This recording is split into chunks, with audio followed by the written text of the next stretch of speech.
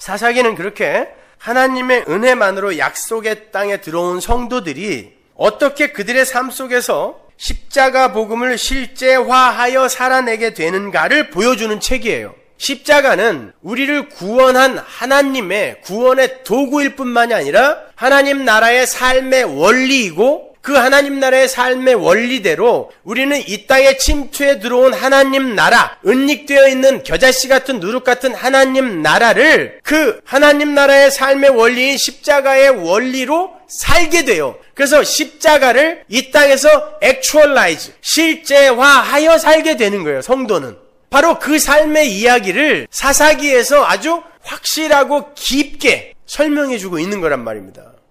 너희들이 약속의 땅, 하나님의 약속이 실현되는, 네가 내 말을 들으면 너는 내 백성이 되고 나는 너의 하나님이 되리라는 이 약속, 이 언약이 실현이 되어지는 그 약속의 땅, 우리의 인생, 성도의 인생, 그게 하나님 나라예요. 성도가 하나님 나라니까 그 성도의 인생이 무엇인지를 아주 재미있는 그림과 등장인물들로 설명해 주는 거예요. 기드온의 300용사, 드보라의 용맹, 삼손의 뭐예요? 그 인간은 뭐에다 갔어요? 바람 피우다만 갔지. 이런 거를 여러분이 캐치하는 게 아니에요. 사사기는요. 거기서 여러분은 예수를 끌어당길 수 있어야 되는 거예요. 그리고 우리의 불가능함이 어떻게 폭로되는지를 여러분은 정말 고통 속에서 받아들이셔야 돼요. 오늘 본문을 보시면 여호수아가 죽은 후에 이스라엘의 지도자가 없다는 것으로 사사기가 시작되고 있죠. 그러니까 사사기는 보이는 하나님의 모형으로 나타냈던 모세와 여호수아가 이제 사라지고 이제 본격적으로 보이지 않는 하나님께서 그들을 어떻게 끌고 갈 것인가를 그리고 있다는 뜻이에요. 모세와 여호수아는 두말할 것도 없이 하나님의 백성을 약속의 땅으로 이끄는 예수 그리스도의 모형이죠.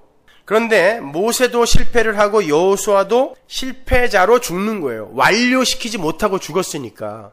그래서 여호수아까지도 정복전쟁이 다 끝나지 않았을 때 110세에 죽여버리는 거예요. 하나님. 모세도 아직 멀쩡했는데 120세에 가나안 땅 앞에서 죽여버리는 거예요. 둘 다 예수 그리스도의 모형으로만 그 역할을 마치고, 그럼에도 불구하고 인간이 얼마나 미완료적 존재이며 불가능한 존재인 것까지 보여주고 생을 마감하는 거예요. 모세와 여호수아는. 그리고는 이제 보이지 않는 하나님께서 당신의 백성 이스라엘을 어떻게 완료된 승리의 지점으로 끌고 가시는지를 사사기를 통해 보여주는 거예요.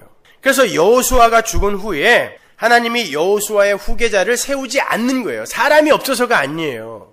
오늘 본문에서 하나님은 유다 지파에게 전쟁을 명령하시고 시므온 지파를 따라붙게 하세요. 재밌죠? 얼마 전에 우리 비유 시간에 배웠잖아요. 유다 지파와 시므온 지파의 이야기. 그러니까 하나를 배우면은 성경에 여러 곳이 통하게 되어 있어요. 그 유다 지파와 시므온 지파의 이야기만 딱 들어도 아, 사사기가 이런 이야기이겠구나가 딱 떠올리시잖아요. 이스라엘은 이미 가나안 정복 전쟁을 수없이 치러온 상태예요. 그리고 거의 대부분의 땅을 정복한 상태고요. 얼마 남지 않은 잔당들만 처리하면 되는 그런 상황이에요. 근데 인간들은 하나님의 언약을 조차 하나님의 말씀을 온전히 순종할 수가 없어요. 그래서 조금씩 계속 남겨둬요.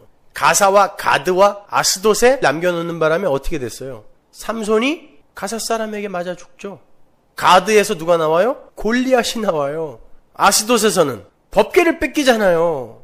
그렇게 인간이 하나님의 말씀에 순종하는 듯 하면서 결국 자기 욕심을 쫓아 전부 진멸하라고 하는 것들을 조금씩 남겨놓음으로 말미암아 이게 점점 커져서 또다시 이들을 치고, 하나님은 그것으로 이들의 연약함과 부족함을 폭로시키고 다시 건져내세요. 그러면 인간들은 또 조금 남겨놓고 또 맞아. 그러면 하나님은 또 그들의 존재를 폭로시키고 또 건져내. 또 맞아. 또 남기고 또 맞아. 이게 사사기 전체 내용이에요.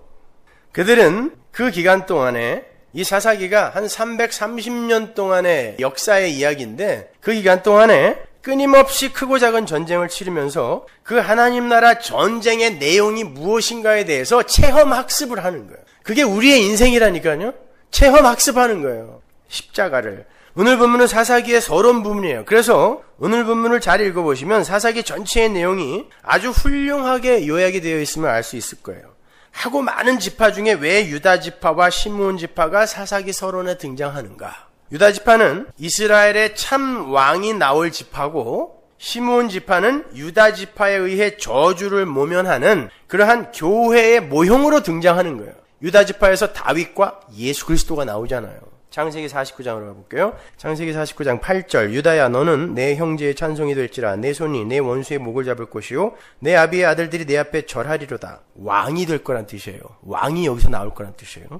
유다는 사자 새끼로다. 내 아들아 너는 움킨 것을 찢고 올라갔도다. 그의 엎드리고 웅크림이 숫사자 같고 암사자 같으니 누가 그를 범할 수 있으랴. 홀이 유다를 떠나지 아니하며 치리자의 지팡이가 그 발사에서 떠나지 아니하시기를. 홀은 왕의 지팡이에요.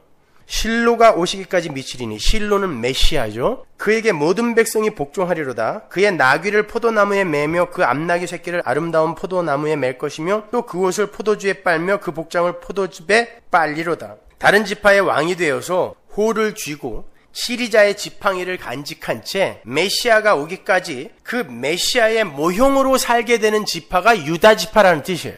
그리고 거기에서 다윗이 나와서 예수를 좀 더 확실하게 모형하죠. 그리고 그 유다 지파에서 참 이스라엘의 왕 예수 그리스도가 나귀를 타고 옷을 포도주에 빨며 나타나서 십자가를 질 거란 이야기예요. 이게 이사야서 그리고 요한계시록에 명확히 나오죠. 이건 여러 번 공부했으니까 넘어갈게요. 따라서 오늘 본문 사사기 1장에서의 그 유다 지파는 바로 예수 그리스도를 모형하고 있는 거예요. 반면에 시므온 지파는 어떤 지파였죠?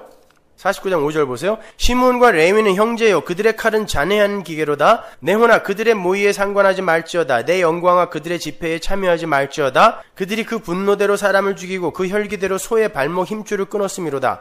그 노염이 혹독하니 저주를 받을 것이요 분기가 맹렬하니 저주를 받을 것이라.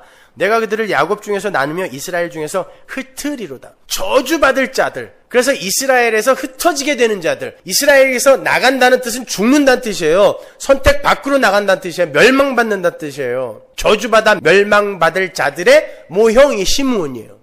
자신의 자존심과 자신의 유익을 위해서 하나님의 언약의 징표인 할례를 이용하여 살인을 저지르는 죄인의 모형으로 등장하는 자가 시므온이란 말이에요. 할례밖에 해놓고 언약의 징표, 표징이라고 그랬어요. 할례는. 그런데 그 율법을 언약의 표징을 이용하여 살인을 저지르는 게 인간이란 말입니다. 이게 죄인이에요. 자기의 유익을 위해 사용하는 거예요. 하나님의 율법조차도. 그래서 그들은 저주를 받아 흩어지게 되는 거예요. 그렇게 흩어져서 갈릴리로 간 거죠, 제자들이. 지난주에 우리가 요한복음 마지막 시간에 봤잖아요. 그런데 하나님이 그들을 찾아가서 그들을 다시 끌어모으는 거란 말입니다. 유다 지파의 후손 예수가 시므온들을 찾아가서 그들을 끌어당기는 거예요, 구원으로. 오늘도 역시 사사기 서론이 그 이야기를 하고 있는 거예요.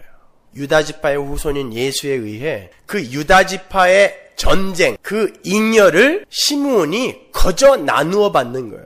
여호수아 19장 1절 보세요. 둘째로 시므온 곧 시므온 자손의 지파를 위하여 그 가족대로 제비를 뽑았으니 그 기업은 유다 자손의 기업 중에서라. 시므온은 흩어져야 돼요. 질이 멸렬해야 되는데 유다 자손의 기업, 그 잉여를 선물로 받아 겨우 존재하는 거예요. 그게 교회입니다, 여러분. 그게 성도인 거예요. 그래서 누가복음에도 유다 지파의 후손인 예수가 왔을 때 시므온이라는 사람이 거기에 떡하니 등장하는 거예요. 어떠세요? 뭐가 어려워요? 계속 반복되고 있는 거예요, 성경은요. 신약, 구약 다 마찬가지예요. 오늘 본문도 잘 보시면요. 유다 지파가 가나안과 전쟁을 하러 나가는데 시므온 지파가 함께 전쟁을 하러 나가요. 그런데 유다 지파가 전쟁을 하여 혁혁한 전과를 올리는 기사가 반복되어 나오는데 시므온이 그 전쟁에 어떻게 기여했는지는 단 한 줄도 안 나와요. 단 한 줄도 안 나와요. 전쟁은 전부 유다 지파가 해요. 그리고 시므온 지파는 전쟁에 참여한 자로서 잉여만 받아 챙기는 거예요. 그게 교회라니까요. 그걸 은혜라고 하는 거예요, 여러분. 바로 십자가라는 잉여 증폭기에 의해서 구원의 선물을 받는 성도의 이야기, 이게 사사기다라는 것을 사사기 서론이 이야기해 주는 거예요. 유다 지파와 시므온 지파의 그 전쟁 이야기를 통해서.